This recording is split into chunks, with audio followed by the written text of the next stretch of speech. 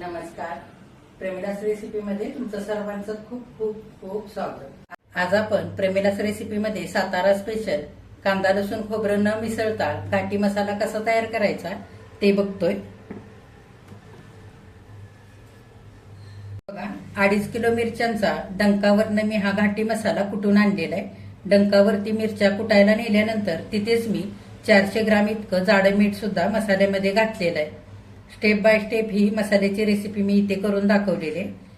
मसाला कुटून झाल्यानंतर ह्या मसाल्याचं वजन 3 किलो 700 ग्राम इतकं भरलेलं आहे. तर आता लगेचच आपण रेसिपीला सुरुवात करूयात. आता आपल्याला सातारा स्पेशल घाटी मसाला तयार करायचा आहे. तर इथं मी 5 प्रकारच्या मिरच्या घेतलेल्या आहेत मसाला करण्यासाठी. तर मिरच्या जेव्हा आपण दुकानामध्ये आणायला जातो त्यावेळेला चांगल्या दुकानातूनच ह्या मिरच्या आणि लागणारा सर्व गरम मसाला आपल्याला तिथूनच घ्यायचा आहे. म्हणजे आपल्याला मिरच्या आणि लागणारा सर्व गरम मसाला चांगल्या क्वालिटीचा मिळतो. तर मी कोणत्या कोणत्या मिरच्या इथे घेतलेल्या आहेत त्या तुम्हाला आधी सांगते. तर इथं मी 1.5 किलो लवंगी मिरची घेतले. तर अशा मिरच्या लाल बुंदा असलेल्या चांगल्या असलेल्या बघून घ्यायच्या. आता घाटी मसाला चांगला तिखट झणझणीत करायचा आहे. तर त्याच्यासाठी मी इथे 1/2 किलो पांढरी मिरच्या घेतलेल्या आहेत. ह्या मिरच्यांची पातळ अशी साल असते. रंग खूप छान येतो ह्या मिरचीमुळे मसाल्याला. त्याच्यासाठी मी इथे ह्या घेतलेल्या आहेत. इथं मी 1/2 किलो शंकेश्वरी मिरच्या घेतल्यात. ह्या मिरच्या थोड्याशा आकाराने अशा लांब असतात, रंगाने छान लाल असतात. ह्याच्यामुळे मसाल्याला छान रंग येतो आणि सुगंधही मस्त येतो.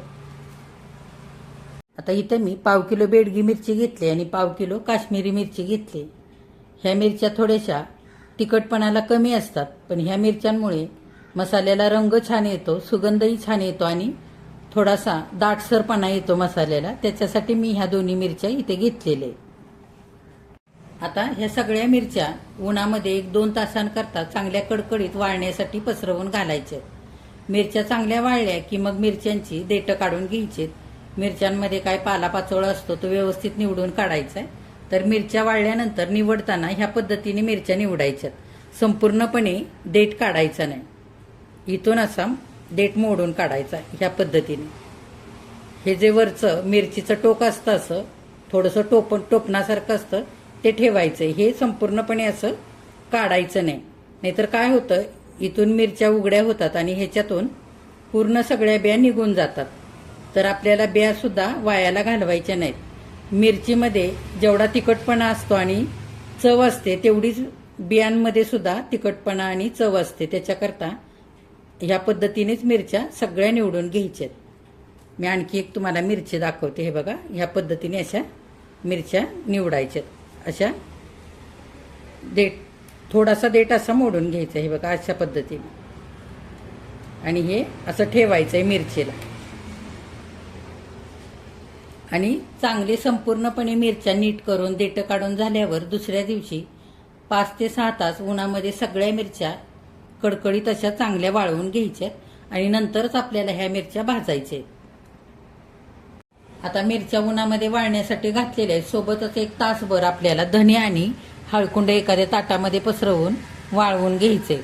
उन्हामध्ये वाळवून घेतल्याने काय होतं, धन्यातला आणि हळकुंडातला ओलावा पूर्ण कमी होतो आणि मसाल्याबरोबर हे दोन्ही पदार्थ चांगले कुटले जातात, बारीक होतात आणि ह्याचा सुगंधही वाढतो. त्याच्यासाठी फक्त हे 2च पदार्थ आपल्याला उन्हामध्ये 1 तासभर वाळवून घ्यायचे. बाकीचा गरम मसाला कुठलाच उन्हामध्ये वाळवायचा नाही.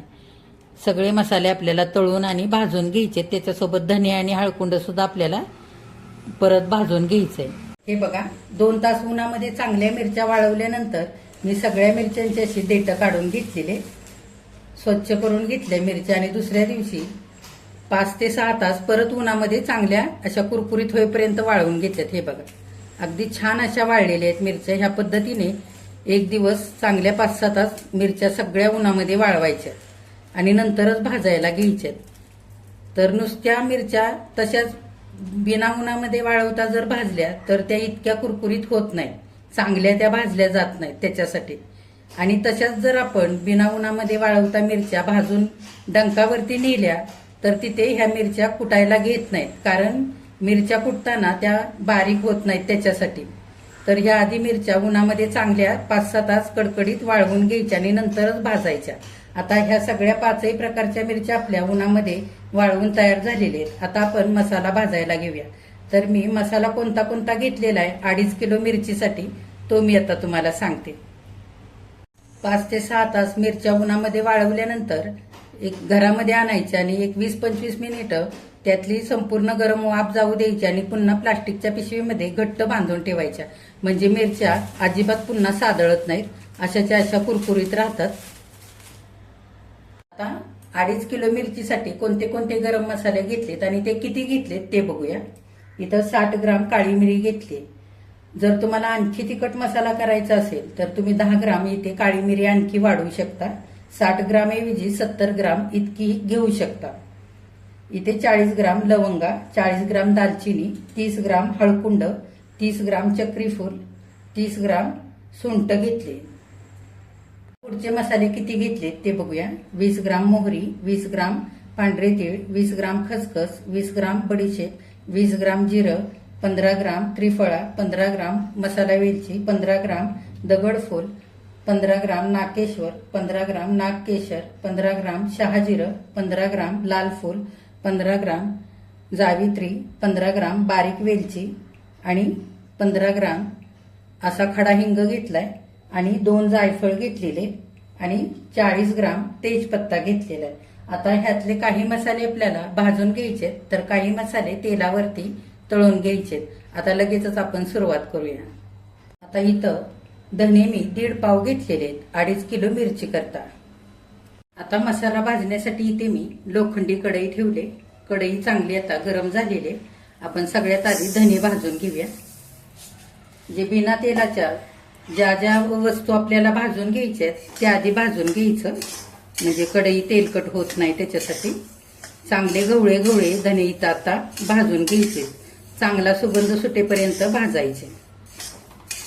आता 3-4 मिनिटं चांगले धने मी भाजून घेतलेले. मस्त सुगंध सुटलेला आहे. तर सगळा मसाला भाजण्याकरता लोखंडी कढई किंवा तवा जरी वापरलात ना तरी सुद्धा चालेल. नसेलच अशी कढई तर तुम्ही नेहमीची कढई वापरली तरी पण चालेल. अशी लोखंडी कढई वापरली ना मसाला भाजण्याकरता तर मसाले चांगले भाजतात. त्याच्यासाठी आता भाजलेले धने आपण काढून घेऊया आणि उरलेले धने असेच भाजून घेऊया. आता धने भाजून झालेले. जिरं भाजूया. जिरं सुद्धा चांगलं गवळं गवळं असं भाजून घ्यायचंय. आता हलकसं जिरं सुद्धा छान भाजलेलं आहे. सुगंध सुटलेला आहे जिऱ्याचा. काढून घेऊया. आता मोहरी भाजूया. आता मोहरी सुद्धा चांगली भाजलेली अशी तडतडेपर्यंत चांगली भाजून घ्यायची. पांढरे तीळ भाजूया. जे जे मसाले आकाराने एकसारखे आहेत ते मसाले एकत्र भाजले तरी पण चालणार आहे. थोडेसे तीळ भाजून घेऊया. हलकेसे तीळ भाजत आले की शहाजिरं घालूया. सगळं चांगलं मिसळून घेऊया आणि चांगलं भाजून घेऊया. आता तीळ आणि शहाजिरं हलकसं भाजायला लागले. आता आपण खसखस घालूया. खसखस बारीक असते ती लगेच भाजते, त्याच्यासाठी मी नंतर घातले. आता हे सगळं चांगलं गवळं गवळं भाजू देऊया. एक 3 ते 4 मिनिटं मध्यम गॅस करून चांगलं भाजायचं सारं. आता 3-4 मिनिटं सगळं चांगलं भाजलेलं आहे. चांगला सुगंध सुटलेला आहे आणि तिळही असे छान फुललेले तडतडायला लागले. काढून घेऊया. आता मेथी दाणे घालूया आणि त्याच्यातच बडीशेप सुद्धा घालूया आणि चांगलं परतवूया. चांगलं भाजून घ्यायचंय हे दोन्ही सुद्धा. आता बडीशेप आणि मेथी दाणे चांगले गवळे गवळे भाजलेले आहेत. हे बघा छान सुगंध सुटलेला आहे. आता जेवढे मसाले आपण भाजून घेतले ते सारे मसाले थोडंसं तेल टाकून सुद्धा तुम्ही तेलावरती सुद्धा भाजून घेऊ शकता, पण तशी काही आवश्यकता नसते. काही मसालेच फक्त आपल्याला तेलामध्ये चांगले भाजून घ्यावे लागतात आणि असे काही मसाले नुसते भाजून घेतले तरी चालतात. कारण मसाला करताना कमीत कमी तेलाचा वापर करायचा, म्हणजे काय होतं आपल्या मसाल्याला तेलाचं प्रमाण जास्त होत नाही. फार तेलाचा वापर करून जर मसाले भाजले ना तर मसाला केल्यानंतर तो थोडासा तेलकट होतो, त्याच्यासाठी जमेल तितकं तेल कमीच वापरायचंय. आता आपण छान आता इथे बडीशेप आणि मेथी दाणे भाजलेत ते काढून घेऊया. आता कढईमध्ये 1 चमचाभर तेल घालूया. फारही तेल घालायचं नाहीये मसाले भाजताना. आता आपण तेल गरम झाले, मिरं घालूया. चांगलं तेलामध्ये परतवून घेऊया. सुगंध सुटेपर्यंत चांगले मिरे भाजून घ्यायचे. आणि आता हा सगळा मसाला आपण भाजून घेतोय तो एकत्रच काढायचा एकाच भांड्यामध्ये. हे बघा, मिरे सुद्धा चांगले भाजलेले आहेत तेलावरती. असे मसाले भाजताना थोडे तडतड करून उडतात, तर थोडं जपून भाजायचे. आता आपण नितळून काढूया. उरलेल्या तेलामध्ये लवंगा घालूया, नागकेशर. हे बघा, हे असं नागकेशर असतं. मलाही ह्याचं नाव जास्त काय असं माहिती नाहीये, पण मसाल्याच्या दुकानात नागकेशर असंच नाव सांगितलेलं आहे. ते घालूया. हे नागकेशर असतं ते घालूया. आणि त्रिफळा घालूया. असे काही मसाले एकसारखे असतात ते एकत्रच भाजायचे थोड्याशा तेलावरती, म्हणजे ते चटचट करून अंगावरती सुद्धा उडत नाहीत फारसे. आता 2-3 मिनिटं सर्व चांगलं भाजून घेतलंय, काढून घेऊया. आता आपण दालचिनी घालूया. थोडंसं मी आणखी 1 चमचाभर तेल घातलेलं आहे. आणि चक्री फूल घालूया. सर्व चांगलं तेलावरती तळून घेऊया. सर्व मसाले 3-4 मिनिटं चांगले तळून घ्यायचे सुगंध सुटेपर्यंत. आता दालचिनी आणि चक्री फूल चांगलं तेलावरती भाजून घेतलंय, काढून घेऊया. आता थोड्याशा तेलावरती मसाला वेलची आणि हिरवी वेलची दोन्ही सुद्धा आपण चांगलं भाजून घेऊया. हे बघा, साधारण 3 मिनिटं दोन्ही पण वेलची छान भाजून घेतलेले आहेत. दोन्ही पण चांगल्या फुललेल्या आहेत. हे बघा, काढून घेऊया. आता मी आणखी चमच्याभर तेल घातलेलं आहे. तेलामध्ये जावित्री घालूया, लाल फूल आणि हे दगडी फूल घालूया. सगळं चांगलं परतवून घेऊया. आता 2 मिनिटं सर्व चांगलं भाजून घेतलंय सुगंध सुटेपर्यंत. आता काढून घेऊया. आता आणखी मी चमचाभर तेल घातलंय. हिंग थोडासा मी फोडून घेतलाय आणि 2 जायफळं घेतली ती घालूया. ही पण तेलामध्ये चांगली तळून घ्यायची. मी जायफळं अख्खीच घातलेले, तुम्ही थोडंसं फोडून सुद्धा घालू शकता.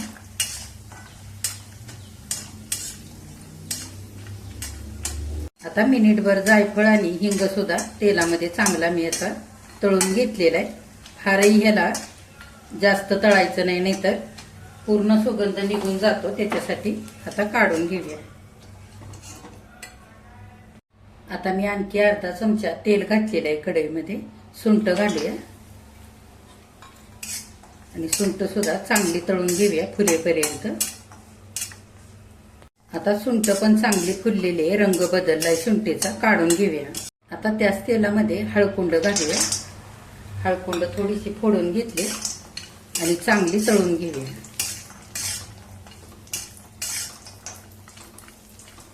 आता हळकुंड सुद्धा तेलामध्ये 2-3 मिनिटं चांगली तळून घेतले. रंग बदललाय आणि चांगली फुललेली आहेत, काढून घेऊया. कढईमध्ये थोडंसं तेल उरलेलं आहे. त्याच तेलामध्ये हे तेजपत्ता घालूया. कैचीने थोडीशी पानं मी कापून घेतले. चांगली कडक होईपर्यंत भाजून घेऊया. आता तेजपत्त्याची पानं सुद्धा चांगली खालीवर करून भाजून घेतले, काढून घेऊया. आता सगळे खडे मसाले इथे भाजून आणि तळून झालेले. आता हे आपण थोडा वेळ थंड होऊ देऊया आणि तोपर्यंत मिरच्या भाजूया. आता मिरच्या भाजण्यासाठी इथं मी असा जाड तळाचा मोठा टोप घेतलेला आहे, कारण मिरच्या जास्त आहेत त्यामुळे कढईत भाजता येणार नाहीत. तर अशा मोठ्या टोपामध्ये भाजायच्या, म्हणजे एकसारख्या भाजता येतात आणि खाली सांडत नाहीत. पहिल्यांदा आपण काश्मीरी मिरच्या आणि बेडगी मिरच्या एकत्रच भाजूया. काश्मीरी मिरच्या सुद्धा घालूया.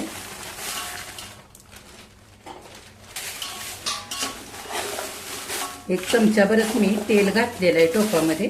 फारही तेल घातलेलं नाही. गॅस मध्यम करून चांगल्या मिरच्या खालीवर करून भाजून घ्यायच्या. वाळवल्यानंतर मस्त अशा कुरकुरीत झालेले. मिरच्या भाजायला लागल्या की दोन्हीकडे असं कापडाने धरून टोपामध्ये अशा खालीवर करून घ्यायच्या. हे बघा अशा, म्हणजे टोपामध्ये अशा भाजल्या की मिरच्या चांगल्या खालीवर करूनही घेता येतात. हे बघा 5 मिनिटं एकसारख्या मिरच्या हलवून भाजून घेतलेले. फारही अगदी डाग पडीपर्यंत भाजायच्या नाही. कुरकुरीत व्हायला लागल्या आणि थोडासा ठसका यायला लागला मिरच्यांचा की मिरच्या आपल्या भाजल्यात असं समजायचं. फारही भाजायचं नाही. 5-1 मिनिटं मिरच्या भाजायच्या. आता काढून घेऊया. आता मिरच्या काढून घेतल्यात. एक चमचाभर आणखी तेल घालूया टोपामध्ये. आता पांडी मिरची घालूया. आता 4 ते 5 मिनिटं ह्या मिरच्या सुद्धा चांगल्या भाजून घेऊया. 5 मिनिटानंतर मिरच्या चांगल्या भाजलेल्या आहेत. मिरचीचा ठसका यायला लागलेला आहे. काढून घेऊया. आणि सगळ्या मिरच्या भाजल्यानंतर एकत्रच ठेवायच्यात आपल्याला. आता टोपामध्ये मी आणखी 1 चमचाभर तेल घातलेलं आहे. शंकेश्वरी मिरच्या घालूया आणि चांगल्या तेलावरती भाजून घेऊया. आता 5 मिनिटं शंकेश्वरी मिरच्या सुद्धा एकसारख्या हलवून चांगल्या भाजून घेतलेले. काढून घेऊया. आता टोपामध्ये 1 चमचा आणखी तेल घातले. आपण मिरच्या घालूया. आता लवंगी मिरच्या मी घातलेले थोड्या थोड्या घालून चांगल्या भाजून घ्यायच्या.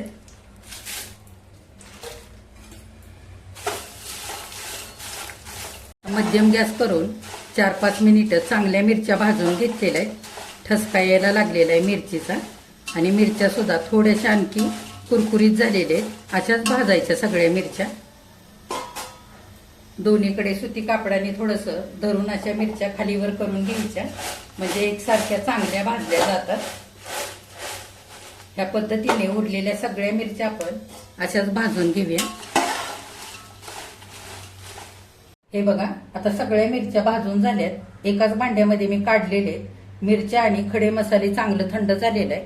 आता एखाद्या भांड्यामध्ये किंवा पिशवीमध्ये भरून डंकावरती नेऊन हा मसाला मी कुटून आणणार आहे.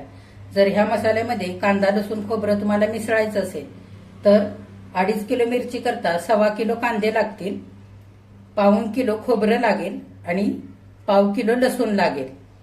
तर मी असाच मसाला कांदा खोबरं न मिसळता कुटून आणणार आहे. आणि घरी आणल्यानंतर लागेल तसा मी नेहमी कांदा लसूण खोबरं मिसळून मसाला तयार करत असते. तर थोडासा मसाला तसा सुद्धा मी मिसळून तुम्हाला पुढच्या व्हिडिओमध्ये दाखवणार आहे. आता आपण हे सारं साहित्य डंकावरती कुटण्यासाठी नेऊया. हे बघा डंकावरनं घाटी मसाला इथं मी कुटून आणलेला आहे. कुटून आणल्यानंतर असा पसरट भांड्यामध्ये पसरवून ठेवलाय. 5-6 तास असाच हवेशीर ठिकाणी ठेवायचा. म्हणजे ह्यातली गरम वाफ निघून जाते. आणि नंतरच काचेच्या किंवा चिनी मातीच्या बरणीमध्ये भरून ठेवायचा. बरणी सुद्धा स्वच्छ धुवून कडकडीत उन्हामध्ये वाळवायची आणि नंतरच हा मसाला भरून ठेवायचा. म्हणजे वर्षभर छान टिकतो, खराब होत नाही. तर हे बघा मसाला किती छान झालाय आणि रंग सुद्धा खूप सुरेख आलेला आहे. कारण आपण मिरच्या आधी वाळवून घेतल्या. एक एक करून थोड्या थोड्या मिरच्या चांगल्या भाजून घेतल्या. सगळे मसाले भाजायचे ते भाजलेत, तळून घ्यायचे ते सगळे मसाले तळून घेतलेत. आणि डंकावरती कुटून आणलेलं असल्यामुळे छान मिरच्या आणि मसाले एकजीव झालेले. त्याच्यामुळे रंग सुद्धा खूप छान आलेला आहे. डंकावरती मसाला कुटल्यानंतर शेवटी चाळल्यानंतर थोडेसे गरम मसाल्याचे 1 मूठभर कण राहतात. तर ते कण सुद्धा आपल्याला मसाल्याबरोबरच माघारी देतात. तर ते घरी आणल्यानंतर मिक्सरच्या भांड्यामध्ये घालून अगदी बारीक वाटून घ्यायचे आणि पिठाच्या चाळणीने चाळून मसाल्यामध्येच घालायचे. कारण त्याच्यामध्ये सुद्धा खूप सारा सुगंध असतो आणि चवही असते त्याच्यासाठी. तर मला सुद्धा दिलं होतं तसं मूठभर मसाल्याचे कण. तर ते सुद्धा मी मिक्सरवरती बारीक करून पिठाच्या चाळणीने चाळून मसाल्यामध्ये चांगले मिसळून घेतलेले. तर ते आपल्याला वायाला घालवायचे नाहीत. बघा इथे आता सातारा स्पेशल घाटी मसाला करून तयार झालेला आहे. तर मी कांदा लसूण खोबरं न मिसळताच इथे आज करून दाखवलेला आहे. तर मी नेहमी अशाच पद्धतीने करून आणते आणि मला लागेल तसा घरी मिसळत असते. तर ह्या जर पद्धतीने घाटी मसाला कुठून आणला ना तर आपल्याला पाहिजे तेव्हा कांदा लसूण खोबरं घरच्या घरी मिसळता येतं. तर ह्या पद्धतीने कुठून आणलेला मसाला वर्षभर काय 2-2 वर्ष सुद्धा अगदी छान राहतो. कांदा लसूण खोबरं ह्या मसाल्यामध्ये एकदम घालायचं असेल तर अगदी व्यवस्थितपणे काळजीपूर्वक कांदा सुद्धा आपल्याला भाजावा लागतो. तेलाचं प्रमाणही अगदी व्यवस्थित ठेवावं लागतं तरच हा मसाला वर्षभर छान टिकतो. जर का आपल्याकडून एखादी चूक झाली तर असा संपूर्णपणे मिसळलेला मसाला कधी कधी खराब होण्याची सुद्धा शक्यता असते किंवा मग मसाल्याला लवकर बुरशी येते किंवा मसाला आंबट चवीचा होतो. त्याच्यासाठी मी ह्याच पद्धतीने असा बिना कांदा लसूण खोबरं मिसळताच मसाला कुटून आणते. तर तुम्ही सुद्धा ह्या पद्धतीने कुटून आणू शकता. असा सुद्धा तुम्ही मसाला भाजीसाठी वापरू शकता, मिसळून सुद्धा वापरू शकता. तर ह्या पद्धतीने तुम्ही सुद्धा आता असा घाटी मसाला माझ्या पद्धतीने केलेला नक्की करून बघा. आता काय काय जणांच्या मसाल्याच्या पद्धती थोड्याशा वेगळ्या असतात. कुणाच्या मिरच्या जास्त असतात, कमी असतात, कुणाचे मसाले कमी जास्त असतात. तर आज इथे मी माझ्या पद्धतीने हा मसाला करून दाखवलाय. तुम्ही सुद्धा एकदा माझ्या पद्धतीने असा मसाला करून बघा. आजची रेसिपी तुम्हाला कशी वाटली ते कमेंट करून नक्की सांगा. रेसिपी आवडल्यास एक लाईक सुद्धा करा. जे कोणी आता माझ्या रेसिपीज नव्याने बघत आहेत त्यांनी माझ्या चॅनेलला जरूर सबस्क्राईब सुद्धा करा.